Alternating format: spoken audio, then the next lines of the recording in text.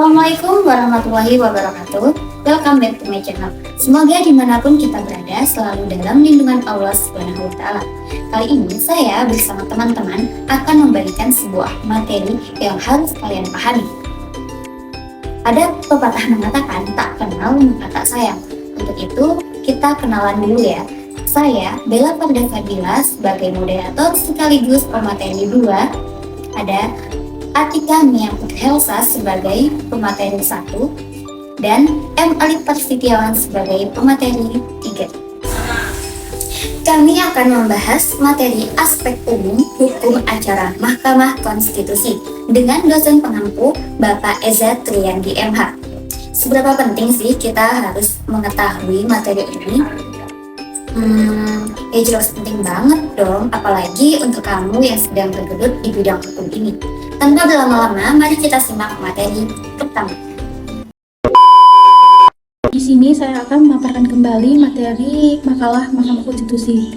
Materi pertama yaitu tentang pendaftaran permohonan dan penjadwalan sidang.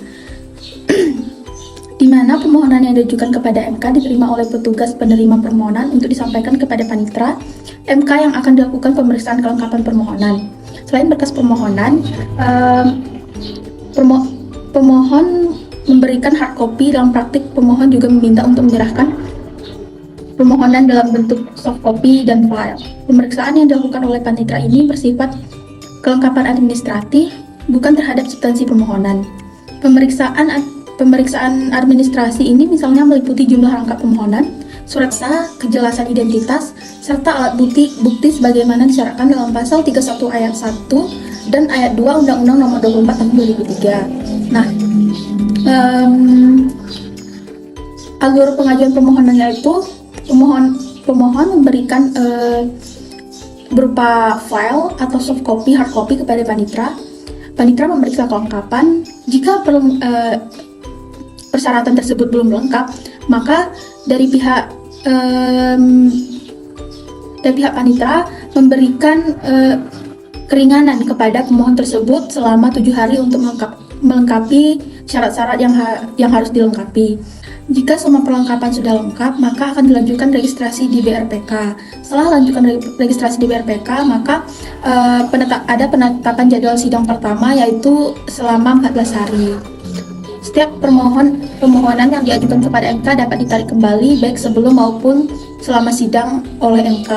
Selain permohonan yang diajukan secara offline, adapun permohonan bisa diajukan secara online, di mana registrasi pertama itu melalui website yang setelah disediakan Mahkamah Konstitusi, dan pemohon wajib mengisi semua identitas yang diperlukan di sana.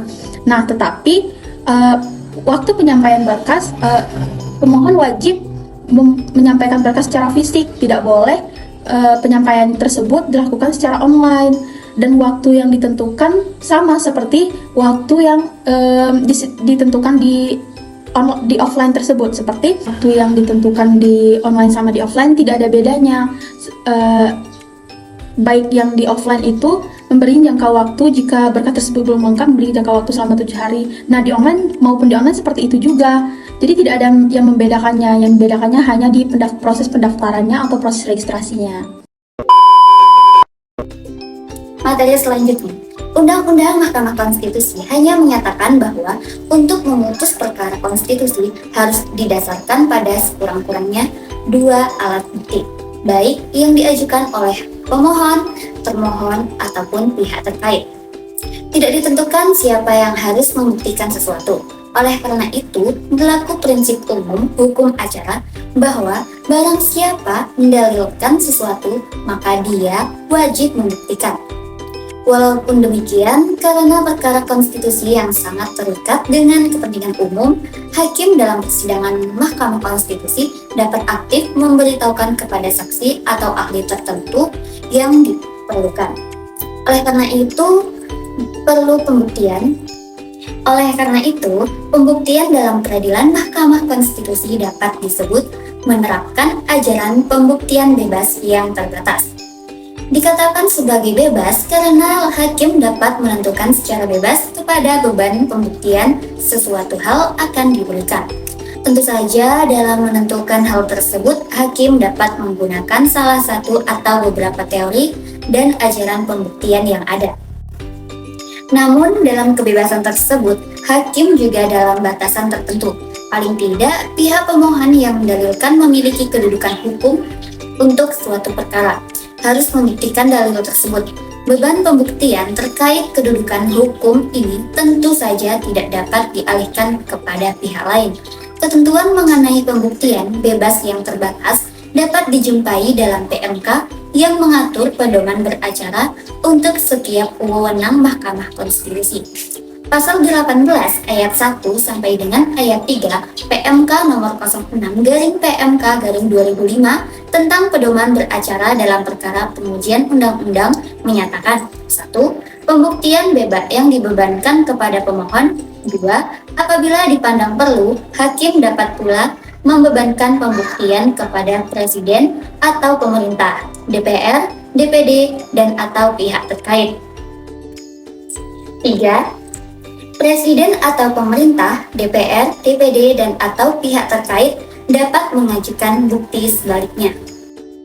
Untuk perkara sengketa kewenangan antar lembaga negara, pasal 16 PMK nomor 08/PMK/2006 tentang pedoman beracara dalam sengketa kewenangan konstitusional lembaga negara menyatakan 1. Beban pembuktian kepada pihak pemohon. 2. Dalam hal terdapat alasan cukup kuat, majelis hakim dapat membebankan pembuktian kepada pihak termohon. 3. Majelis hakim dapat menerima pihak terkait untuk memberikan keterangan dan atau mengajukan alat bukti lainnya.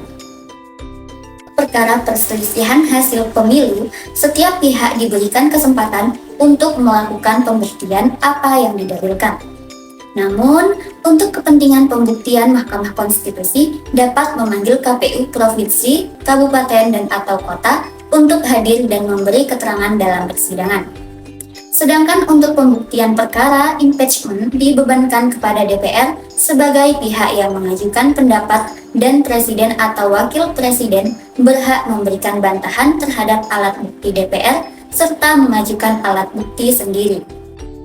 Pasal 36 ayat 1 Undang-Undang Nomor 24 Tahun 2003 menentukan alat bukti meliputi 1. Surat atau tulisan, 2. Keterangan saksi, 3. Keterangan ahli, 4. Keterangan para pihak, 5. Petunjuk, 6. Alat bukti lain berupa informasi yang diucapkan, dikirimkan, diterima, atau disimpan secara elektronik dengan alat optik atau serupa dengan itu.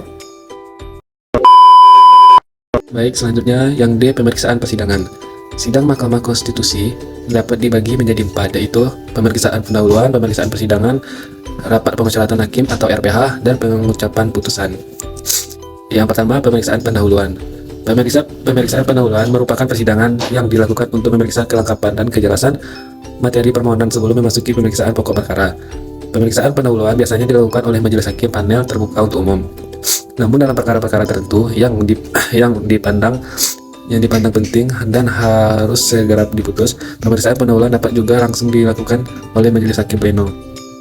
Dalam pemeriksaan pendahuluan ini setidaknya majelis hakim panel akan memeriksa beberapa hal sebagai berikut, yaitu yang pertama, kelengkapan administrasi, kejelasan materi permohonan, legal standing, dan wewenang MK. Yang kedua tadi, pemeriksaan persidangan. Setelah pemeriksaan pendahuluan, majelis hakim akan menyelenggarakan pemeriksaan persidangan yang dilakukan untuk memeriksa yang pertama permohonan, alat bukti, keterangan termohon, keterangan saksi, keterangan ahli, dan keterangan para pihak. Dalam forum persidangan, penyampaian secara lisan dilakukan tidak dengan membaca dokumen tertulis yang telah disampaikan kepada MK, melainkan hanya menyampaikan hal-hal pokok yang dipandang penting. Yang ketiga, rapat permusyawaratan hakim atau RPH. RPH merupakan salah satu jenis sidang pleno yang sifatnya berbeda dengan jenis persidangan yang lainnya, yaitu sifat tertutup. RPH adalah membahas perkara bersifat rahasia dan hanya diikuti oleh para hakim konstitusi, panitera pengganti. Di dalam RPH ini dibahas perkembangan suatu perkara, putusan, serta ketetapan yang terkait dalam suatu perkara. Yang keempat adalah pengucapan putusan. Putusan biasanya dibacakan secara bergantian oleh majelis hakim konstitusi, diawali oleh ketua sidang, dilanjutkan oleh hakim konstitusi yang lain dan pada bagian kesimpulan amar putusan penutup dibacakan oleh ketua sidang. Sidang pleno pengucapan putusan harus dilakukan secara terbuka untuk umum. Setiap hakim konstitusi akan mendapatkan bagian tertentu dari putusan untuk dibacakan secara berurutan, kecuali hakim konstitusi yang dalam posisi mengajukan pendapat yang berbeda atau alasan yang berbeda. Hakim yang mengajukan dissenting option atau concurring opinion membacakan pendapatnya atau alasan sendiri setelah ketua sidang membacakan amar putusan. Dissenting option sendiri terjadi apabila seseorang hakim berbeda pendapat dengan hakim mayoritas, baik tentang pertimbangan hukum maupun amar putusannya. Pendapat hakim yang dissenting opinion tersebut dimuat dalam putusan secara lengkap dan diletakkan sebelum amar putusan. Sementara concurring opinion terjadi apabila pendapat seseorang hakim mengikuti atau sepakat dengan pendapat hakim mayoritas tentang amar putusan, akan tetapi berbeda dengan pertimbangan hukum atau legal reasoning. Putusan MK memperoleh keputusan hukum tetap sejak selesai diucap dalam sidang pleno, mengucapkan putusan terbuka untuk umum. Dengan demikian, putusan MK bersifat tetap dan mengikat sejak setelah sidang pengucapan putusan selesai. Sekian penyampaian materi dari kami, semoga bermanfaat untuk kita semua. See you next video. Wassalamualaikum warahmatullahi wabarakatuh.